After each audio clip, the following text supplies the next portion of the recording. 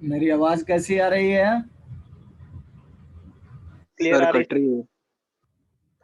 ठीक है, network surprisingly आ गया है ना, हो सकता फिर चला जाए। हाँ, तो मैं ये बात कर रहा था कि अपने केस में a x square plus 2hxy plus by square equal to zero के केस में डेल्टा का वैल्यू हमेशा क्या होता है? जीरो होता है, ठीक है।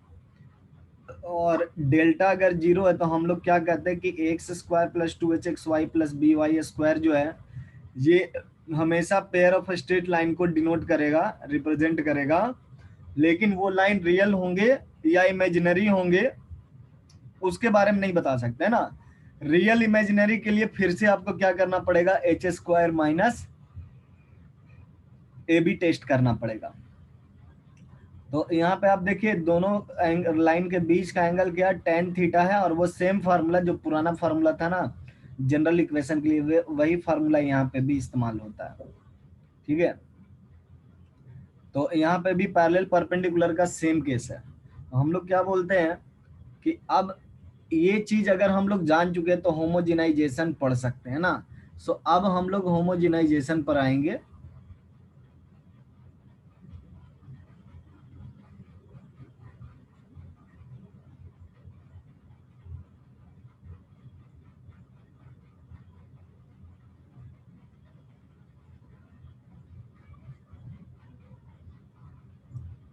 देखिए होमोजिनाइजेशन जो है ना कि यूनिक कॉन्सेप्ट है, बहुत ही ज्यादा यूनिक कॉन्सेप्ट है।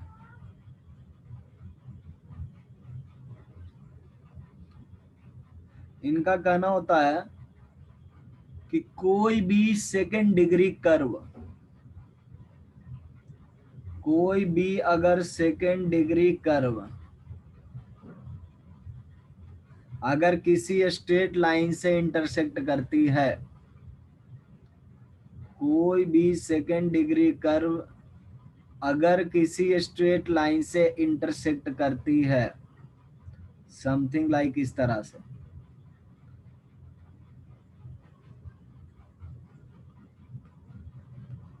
है ना। और मान लेते हैं कि ये पॉइंट मेरा ए है और ये पॉइंट मेरा बी है। अगर मैं ए और बी पॉइंट को कनेक्ट करता हूं ओरिजिन से, अगर ए और बी पॉइंट को मैं कनेक्ट करता हूं ओरिजिन से,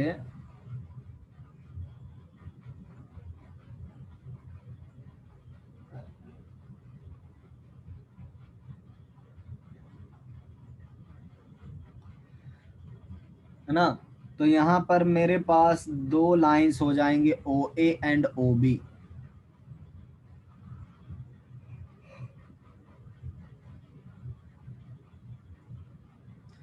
to lines passing through origin,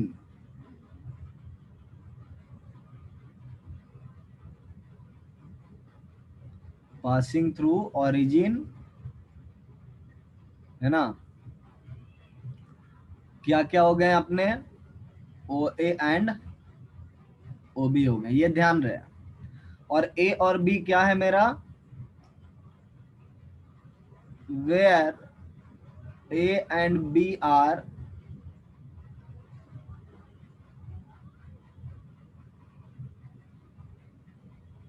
point of intersection of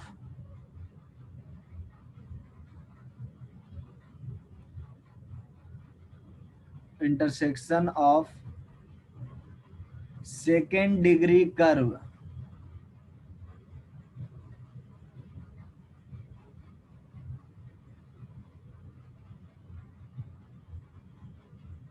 and linear curve. Linear curve मतलब लाइन। तो मैं यहाँ पे क्या बोलूंगा कि लेट से मेरा सेकेंड डिग्री कर्व जो है कुछ दिया हुआ है,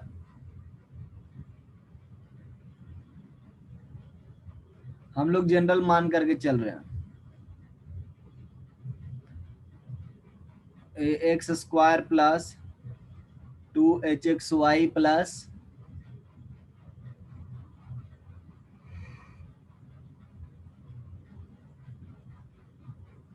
प्लस सी इक्वल टू 0 तक, है ना।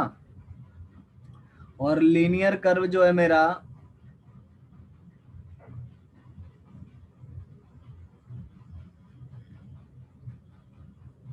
L x plus m y plus n equal to 0 है। तो मैं क्या मान करके चल रहा हूं यहाँ पे, अजम्पशन क्या है,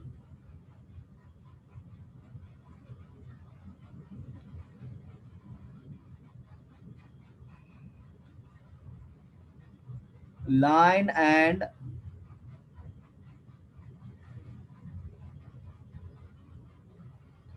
curve intersect at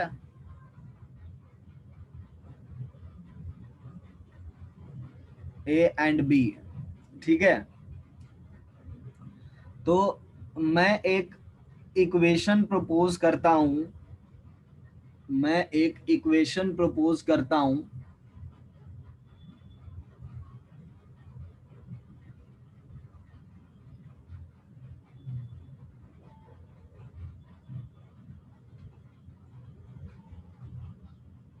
A x square plus 2hxy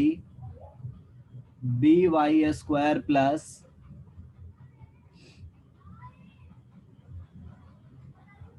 2gx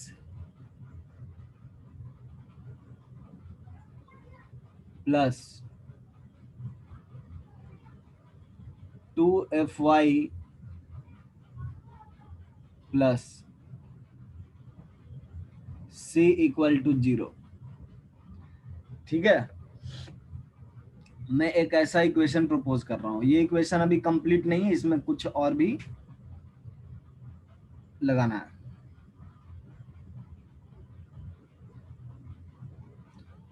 minus l x minus m y by n, minus l x minus m y by n, minus l x minus m y by n, but this time square, this time square. क्या proposed equation आपको second degree homogeneous equation लग रहा है?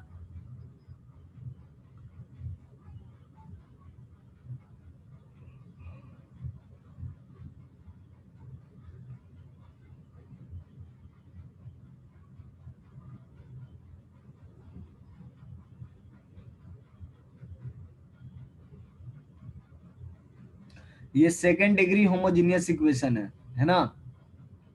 इसमें x square x Y और Y square type का ही term, और कोई टर्म नहीं है।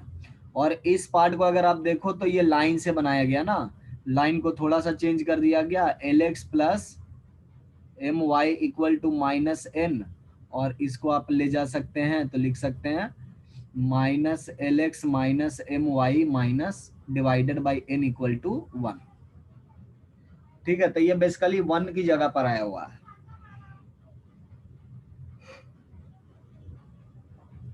अगर हम लोग ए का कोऑर्डिनेट अल्फा बीटा माने तो क्या अल्फा बीटा इसको सेटिस्फाई करेगा, लाइन के इक्वेशन को?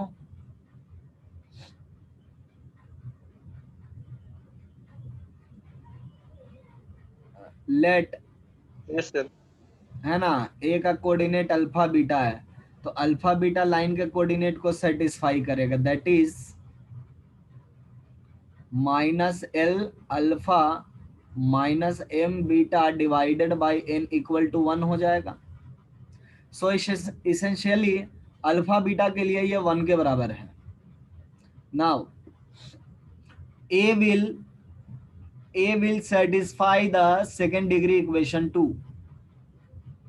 ए alpha square plus 2 alpha beta plus b beta square plus 2g alpha plus 2f beta plus c equal to 0, है ना। तो आप ये देखिए कि इनकी जगह पर अगर 1 कर देंगे तो हम लोग को इफेक्टिवली क्या दिखाई पड़ेगा, यही वाला रिलेशनशिप दिखाई पड़ेगा अल्फा बीटा के लिए, और ये 0 के बराबर है। दैट मीन्स अल्फा बीटा जो है प्रपोज्ड इक्वेशन को सेटिस्फाई करता है, and in the similar fashion B भी सेटिस्फाई करेगा ना, सिमिलरली बी भी आपका सेटिस्फाई करेगा, बी सेटिस्फाइज, है ना, प्रोपोज्ड इक्वेशन। अब एक बात ध्यान दीजिए, प्रोपोज्ड इक्वेशन मेरा सेकेंड डिग्री होमोजीनियस है ना, इसका मतलब ये pair of a straight line है, दोनं लाइन ओरिजिन से पास कर रही है, ठीक है, और वो दोनों लाइन ए और बी से भी पास कर रही है, तो कौन सा लाइन होगा, ओ बी और ओ ए हो जाएगा। सो ये जो प्रोपोज्ड इक्वेशन है ये आपका क्या हो गया, joint equation of O A and O B हो गया। Proposed equation is joint equation of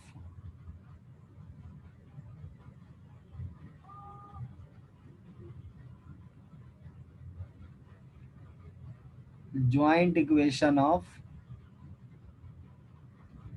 O A and O B हो जाएगा, ठीक है। तो कई बार हम लोग को ये क्वेश्चन भी पूछा जाता है,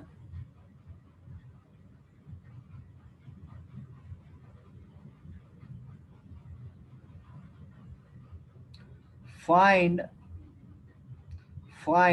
value of m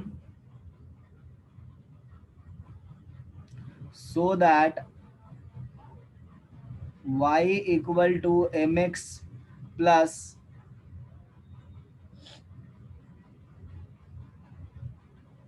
10, y equal to mx plus 10, so that y equal to mx plus 10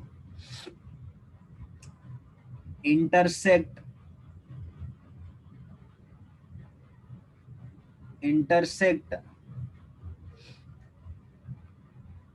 x square plus y square equal to 4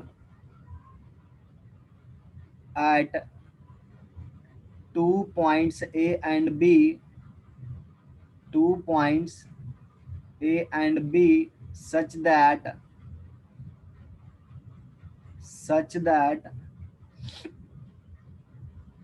angle A O B, जहां पर ओ ओरिजिन है, is equal to 90 degree, O is origin, ठीक है। यहाँ पे कह रहा है कि m का वैल्यू ऐसा फाइंड करिए कि ये जो लाइन है इस कर्व को दो ए और बी पॉइंट पे इस तरह से इंटरसेक्ट करे कि angle A O B 90 degree बन जाए, ठीक है। So let's see what is happening here. हमको पता नहीं है, अभी फिलहाल मैं अनजान बन के चल रहा हूँ कि ये सर्कल का इक्वेशन है, जबकि मैं जानता हूँ कि ये सर्कल का इक्वेशन है। So I will take the diagram like before.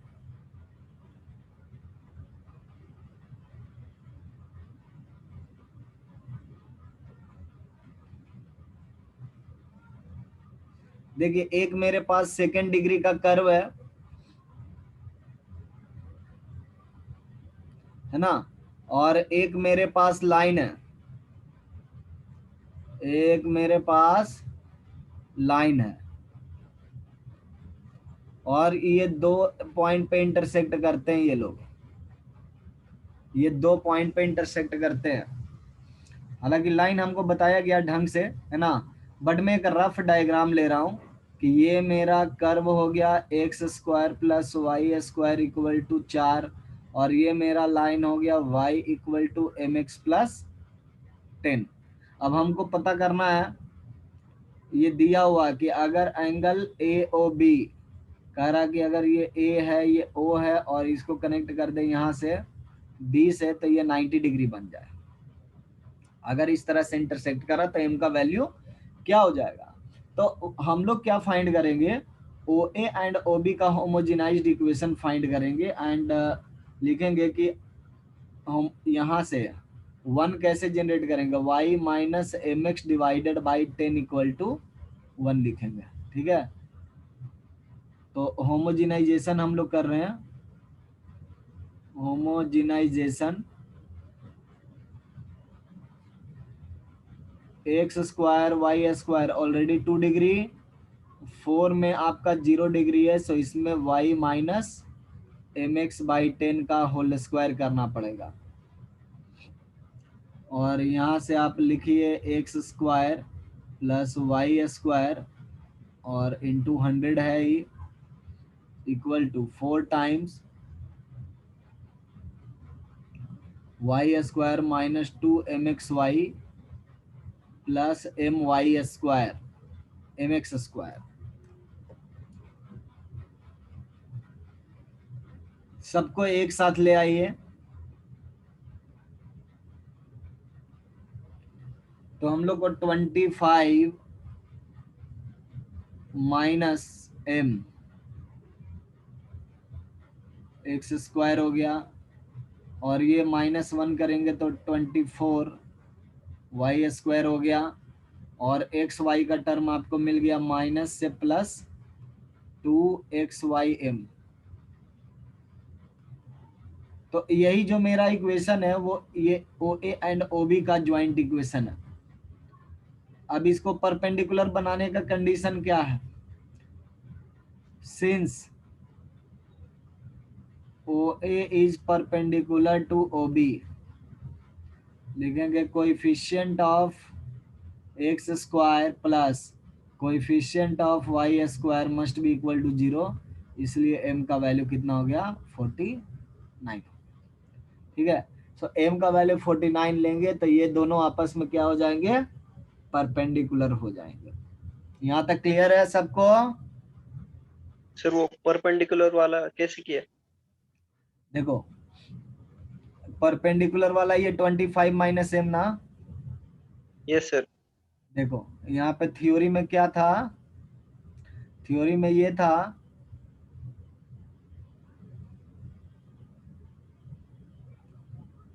कि अगर थीटा का वैल्यू कितना है 90 डिग्री होगा तो हाँ सर, समझा सर, समझा। हाँ कोएफिशिएंट को ऐड करके 0 कर देंगे, यस सर। है ना। तो यही है होमोजिनाइजेशन।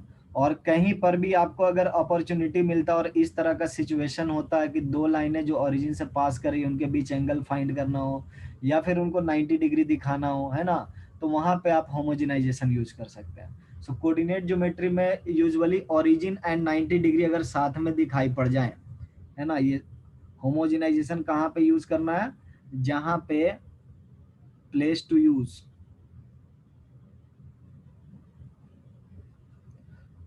ओरिजिन एंड 90 डिग्री, ये दोनों चीजें अगर साथ में दिखाई लगभग पड़ जाएं तो आप एक बार होमोजिनाइजेशन को आप यूज कर सकते हो।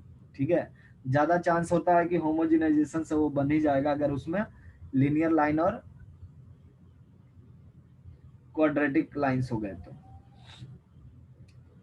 अब आते हैं हम लोग शिफ्टिंग ऑफ कोऑर्डिनेट्स में। किसी ने बताया था कि शिफ्टिंग ऑफ कोऑर्डिनेट्स करेंगे, वो बच्चा अभी मौजूद है? शिफ्ट, हाँ यश है। Yes sir. आइए शिफ्टिंग ऑफ कोऑर्डिनेट्स देख लेते हैं।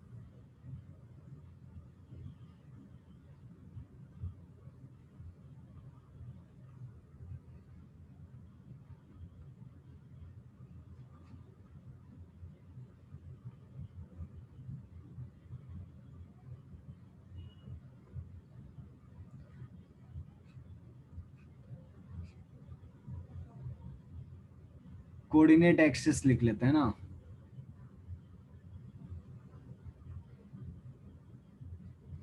देखिए होता क्या है,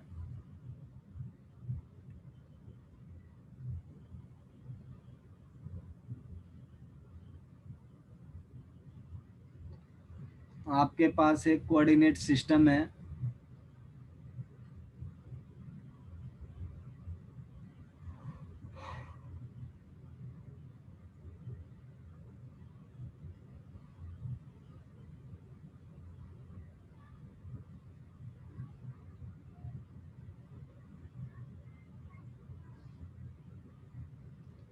तो हम लोग क्या कहेंगे कि ये मेरा न्यू कोऑर्डिनेट सिस्टम है। ठीक है, ये मेरा न्यू कोऑर्डिनेट सिस्टम है और ये मेरा ओल्ड वाला है। तो अगर हम कोई पॉइंट स्पेस में हम ले रहे हैं, अगर हम कोई पॉइंट स्पेस में ले रहे हैं, मान के चलिए यहाँ पे हमने P पॉइंट लिया, यहाँ पे लेने से ठीक है चलेगा, यहाँ पे लिया जाएगा, यहाँ पे हमने एक पॉइंट ले लिया, ठीक है, ये मेरा P पॉइंट है। अब इस P पॉइंट को अगर हम ओल्ड कोऑर्डिनेट सिस्टम के, है ना, रेफरेंस में देखेंगे तो ये दूर दिखाई पड़ेगा, दिखाई पड़ेगा ना दूर। और अगर न्यू वाले के रिस्पेक्ट में, न्यू ओरिजिन के रिस्पेक्ट में देखेंगे तो ये थोड़ा नजदीक दिखाई पड़ेगा। तो हम लोग क्या करते हैं कि दोनों कोऑर्डिनेट सिस्टम से ना इसका कोऑर्डिनेट असाइन कर देते हैं, दोनों कोऑर्डिनेट सिस्टम से इसका कोऑर्डिनेट असाइन कर देते हैं। तो किस तरह से कोऑर्डिनेट असाइन करना है, तो जिस तरह से कोऑर्डिनेट आप लिखते हैं कि एक्स एक्सिस से डिस्टेंस को वाई कोऑर्डिनेट कहते हैं, वही चीजें आपको यहाँ भी इस्तेमाल करना है।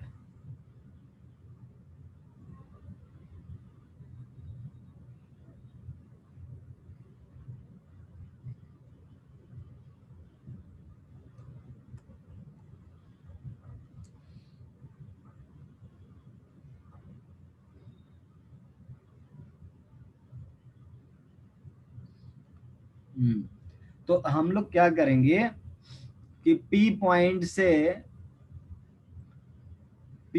से डिस्टेंस देखेंगे कि किसका कितना है, और उसके हिसाब से इसका कोऑर्डिनेट का नाम देंगे। सो P पॉइंट का सबसे पहले एक्स एक्सिस पे परपेंडिकुलर, ओल्ड वाले पे,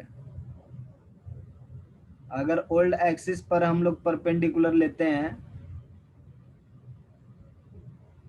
है ना, और यहां से देखिए क्या मिल रहा है आपको, एक डिस्टेंस मिल गया ओल्ड ओरिजिन से। ठीक इसी तरीके से P पॉइंट से एक परपेंडिकुलर ले लीजिए वाई एक्सिस पर,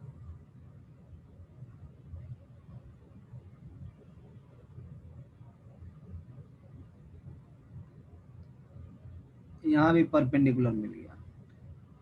अगर हम इस डिस्टेंस को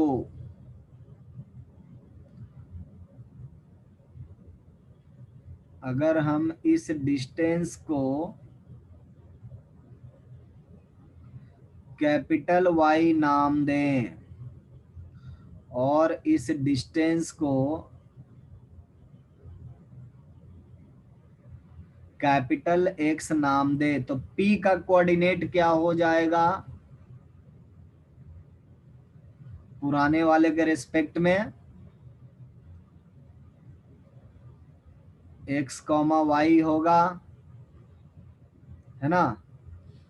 और अगर हम नए वाले के रिस्पेक्ट में बात करें, यस सर। अगर हम नए वाले के रिस्पेक्ट में बात करें तो P का कोऑर्डिनेट कुछ अलग दिखाई पड़ेगा।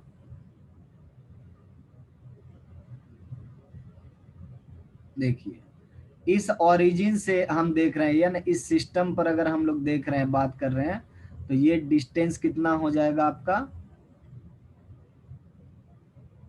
इसको हम लोग मान लेंगे x, और इस डिस्टेंस को मान लेंगे स्मॉल y। तो नए वाले के रिस्पेक्ट में इसका कोऑर्डिनेट क्या हो जाएगा,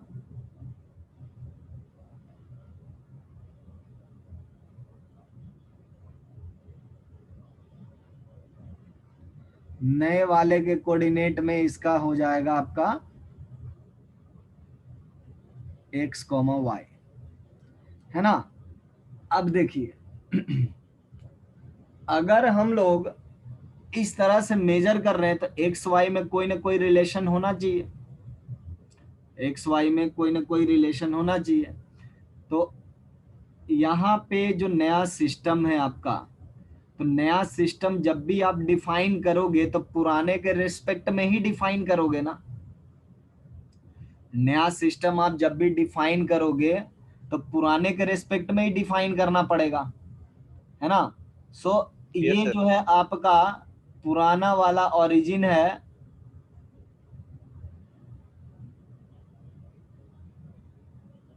और ये जो है आपका नया वाला ओरिजिन है। ये आपका नया वाला ओरिजिन एच कॉमा,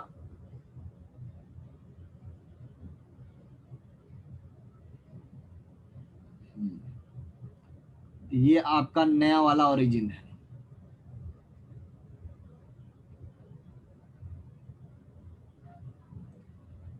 लेकिन जरा सोचो, नया वाला जहां पे और जिसको हम ओरिजिन बोल रहे हैं, उस पॉइंट का मतलब नए ओरिजिन का जो पॉइंट है उसका भी तो कुछ कोऑर्डिनेट है पुराने के रिस्पेक्ट में। तो इसका कोऑर्डिनेट हम मान लेते हैं कि एच कॉमा के है। इसका कोऑर्डिनेट हम लोग मान लेते हैं H comma k.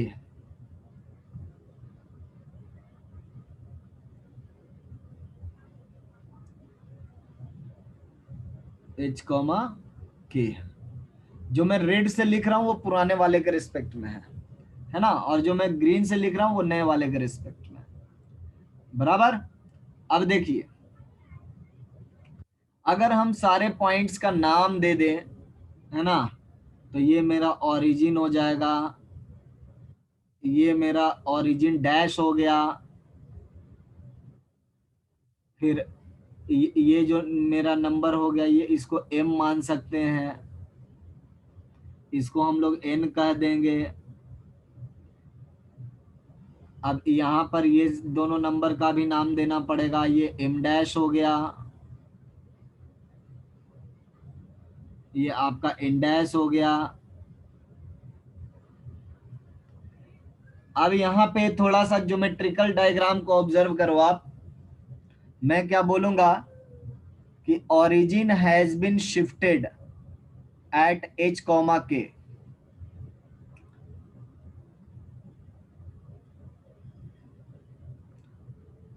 New coordinate axis, new coordinate axis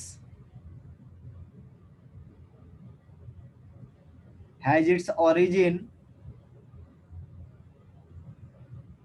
has its origin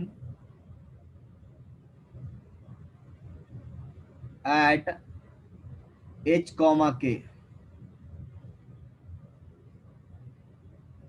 coordinate axis shifted at, या फिर ऐसे बोल सकते हैं coordinate axis shifted at h comma k। ठीक है, इसका मतलब ही होता है कोऑर्डिनेट एक्सिस को अगर हम लोग शिफ्ट कर देते हैं h कॉमा k पर, तो मतलब हुआ कि h कॉमा k ही मेरा नया ओरिजिन बन जाएगा। अब हम लोग रिलेशन लगाना शुरू कर सकते हैं, अब हम लोग रिलेशन लगाना शुरू कर सकते हैं, लेकिन उसके लिए कुछ और पॉइंट्स का नाम देना पड़ेगा हम लोग को। नाम दे देते हैं। देखिए जैसे कि ये पॉइंट हो गया,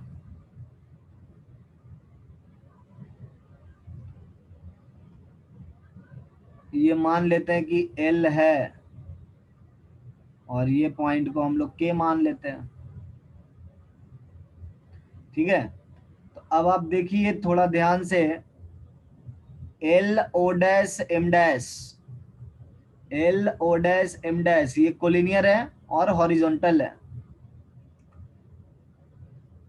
L M डैश का वैल्यू क्या होगा, L M डैश का वैल्यू NP के बराबर होगा, यस सर।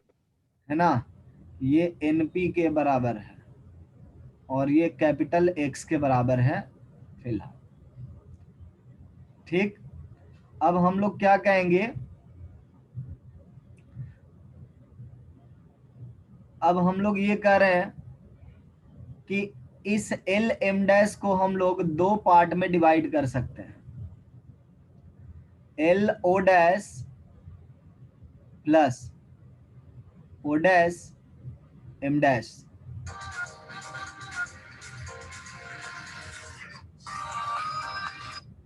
हेलो, अब एक दिन शाम को 6:30। हाँ ठीक।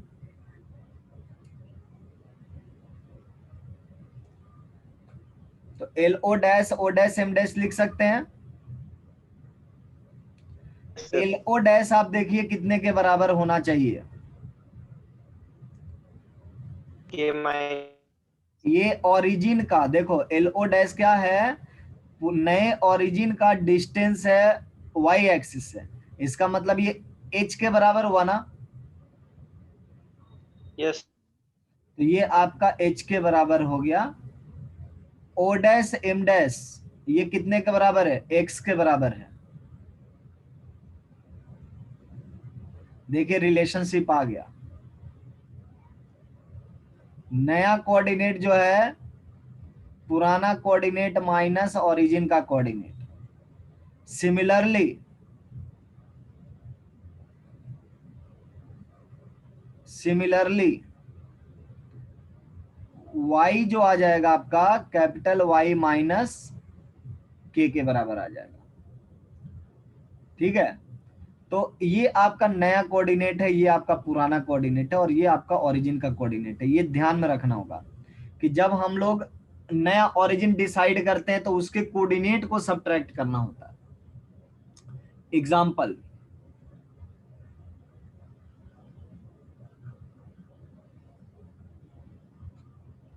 लेट से अपने पास एक सर्कल है ना, x-1 का स्क्वायर है प्लस y-2 का स्क्वायर इक्वल टू 5 स्क्वायर है। विज है ना, right it's equation,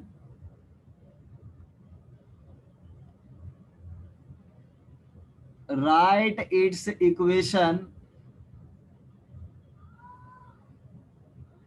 when coordinate axis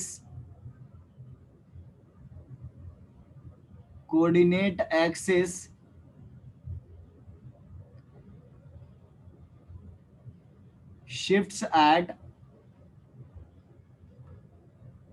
-2, -3, -2, -3। ठीक है। तो मैं क्या बोलूंगा कि मेरा नया वाला जो ओरिजिन है यही ना है। अगर कोऑर्डिनेट एक्सिस वहां पे चला गया तो मेरा ओरिजिन तो यही हो गया। सो ये बेसिकली न्यू ओरिजिन का काम कर रहा है। New origin. तो हम लोग बोलेंगे कि इस सर्कल पर कोई भी x, y पॉइंट जो है, इस सर्कल पर का कोई भी x, y पॉइंट जो है ये तब्दील हो रहा x, y में। ऐसा सोच सकते हैं। अगर ये x, y में कन्वर्ट हो रहा है तो हमारा रिलेशन यहाँ पे इंटैक्ट है। अपने पास h का वैल्यू कितना है, -2 है, k का वैल्यू कितना है, -3 है। So I can definitely write x is equal to x minus h, that is x plus 2, and y is equal to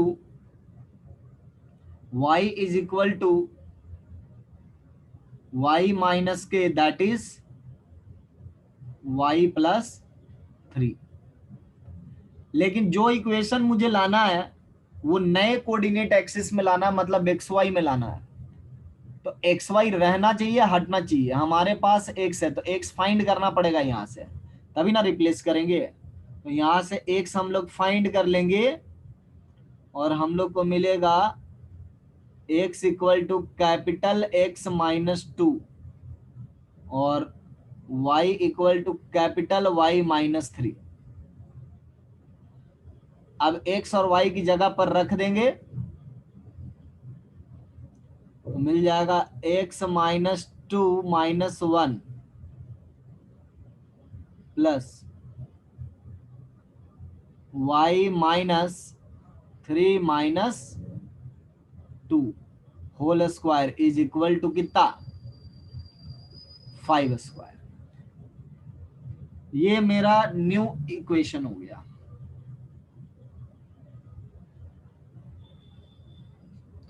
basically अब मेरा सेंटर जो है चेंज हो गया है। पहले मेरा सेंटर कहां पर था, 1,2 पर था, है ना।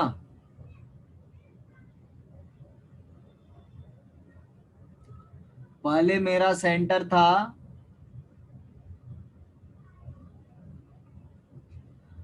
1,2 पर, है ना। ये ओल्ड सेंटर है। न्यू सेंटर मेरा नए कोऑर्डिनेट एक्सिस में ये चला गया 3,5। समझ में आई बात।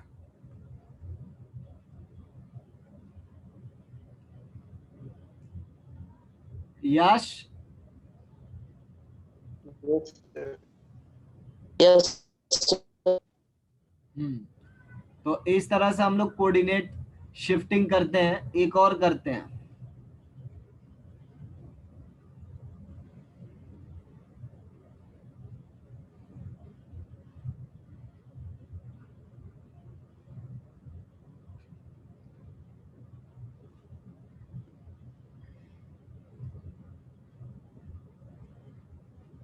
ए पॉइंट मेरा x1 कॉमा y1 है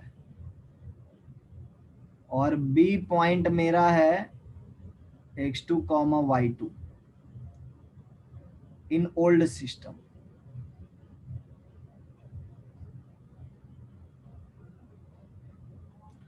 इन न्यू सिस्टम, है ना, origin is shifted to, origin is shifted to h comma k। find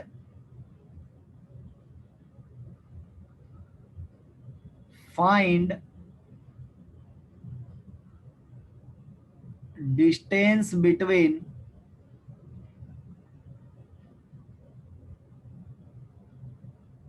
a and b in new coordinate system, in new coordinate system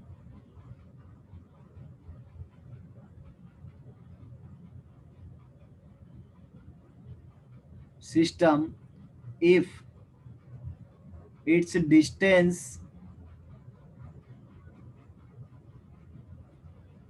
if distance was d unit in old system।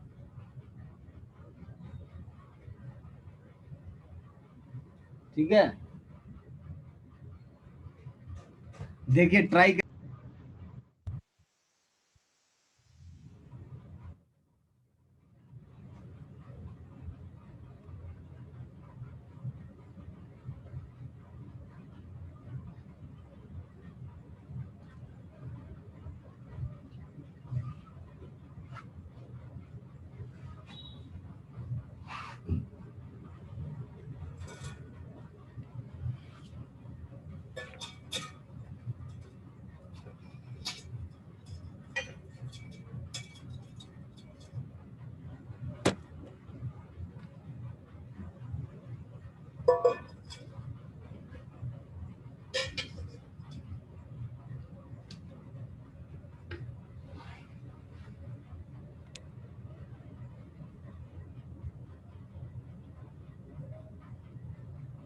Very good Atharva.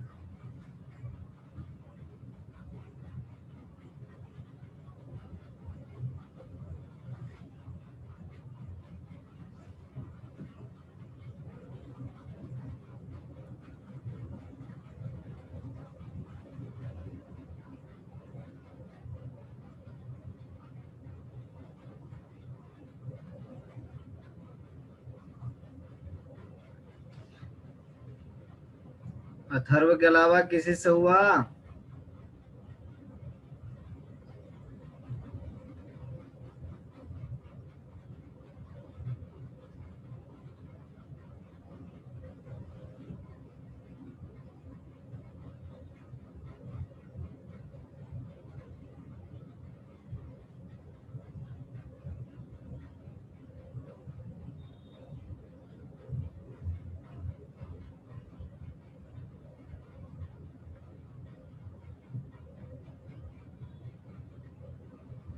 Formula लगाए यश?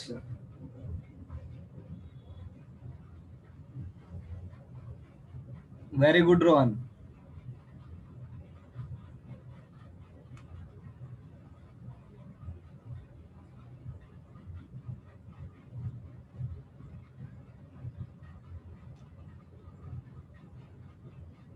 देखिए, हम लोग मान लेंगे कि नया coordinate है कुछ ए और बी का।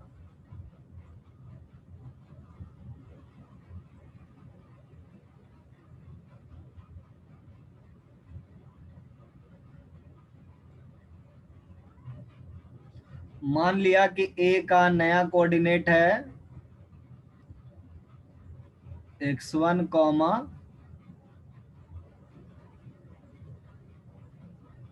y1 एंड बी का नया कोऑर्डिनेट है x2 कॉमा y2। तो ए एंड बी के बीच में नए सिस्टम में क्या डिस्टेंस होगा?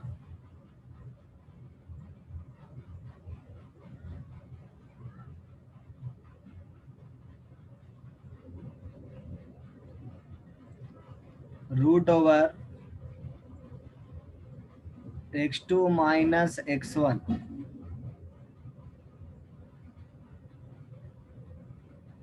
y2 minus y1 whole square. ये होगा यश? हम लोग को जो दिया हुआ है ना, यस सर। गिवन हम लोग को है d equal to root over x2 minus x1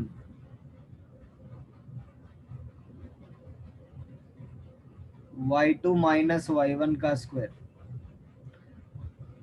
तो नई चीजें जब हमको पता नहीं है, हमको नई चीजों को पुरानी चीजों में लिखना पड़ेगा, है ना। So write relation Yes, sir. Between x2 x1, है ना, जितने भी रिलेशन है उसको यूज करिए। What will be value of x2? x2 minus h, x1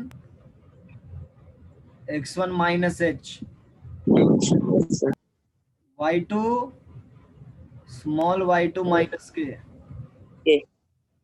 y1 small y1 Why? Minus k, है ना।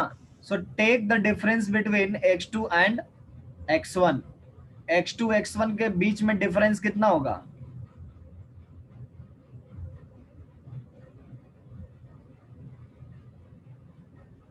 एच कैंसिल हो जाए। सर x2 माइनस x1 ही आएगा। है ना, कैंसिल आउट हो जाएगा। सो x2 माइनस x1 रह जाएगा आपके पास, और ये y2 माइनस y1, y1। और इसका वैल्यू हमको d दिया हुआ है, सो d हो जाएगा। समझ गए यश? Yes sir. चलिए एक और क्वेश्चन कर लेते हैं।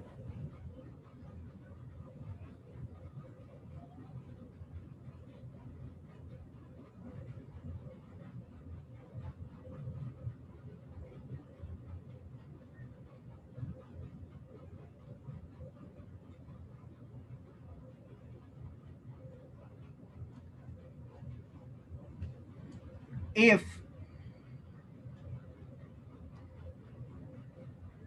origin is shifted to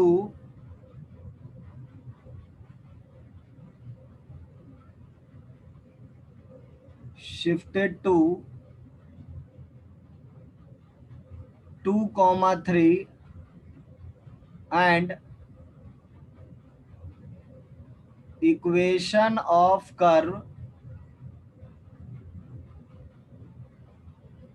in new coordinate axis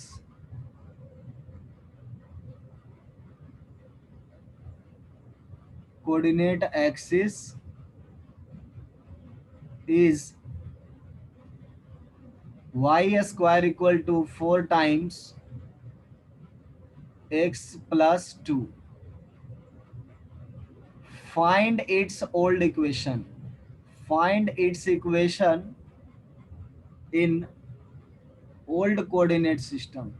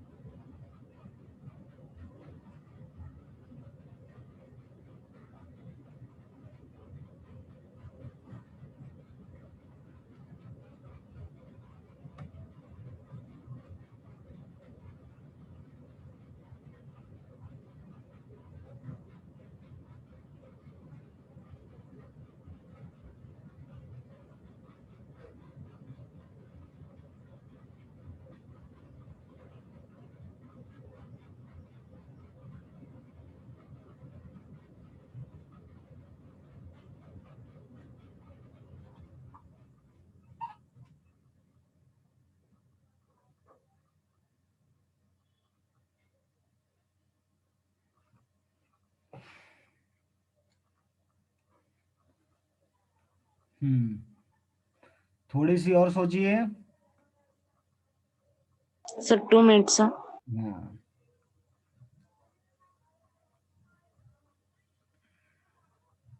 Atharva ने एक आंसर लाया, उसी को मैं बोल रहा था।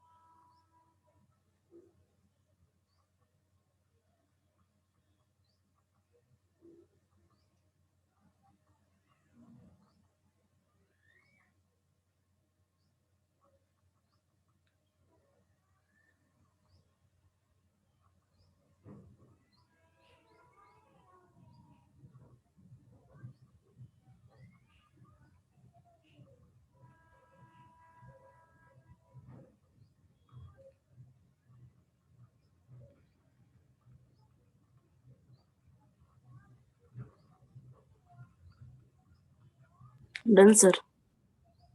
मैंने तुम्हारा ऑप्शन लिख दिया यश।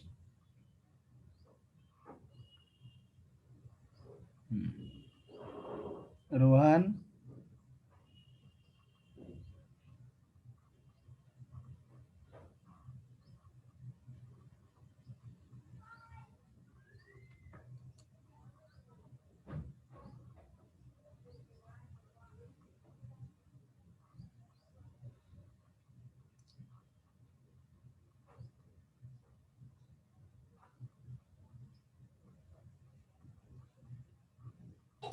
सर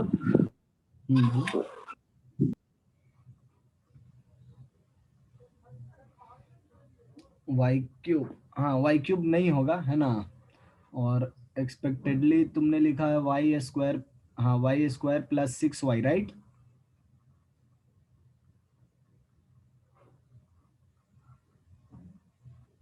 तो तब तो तुम ए ऑप्शन लिख रहे हो। नहीं, ए ऑप्शन से स्लाइटली अलग है तुम्हारा।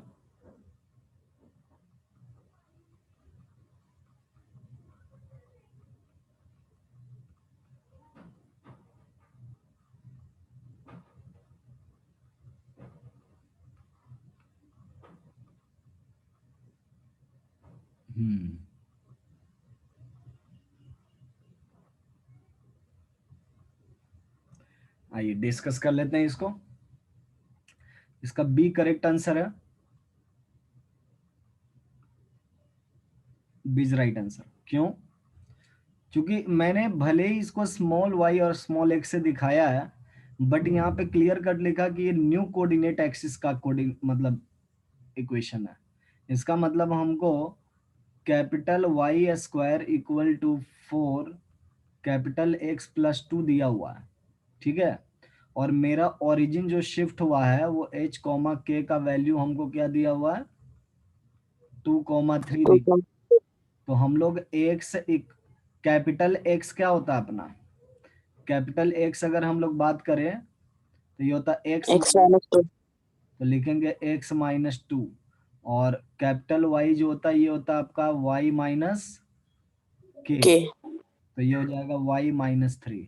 सो इक्वेशन मेरा चेंज होकर के आ जाएगा ओल्ड में y minus 3 square equal to 4 times x minus 2 plus 2।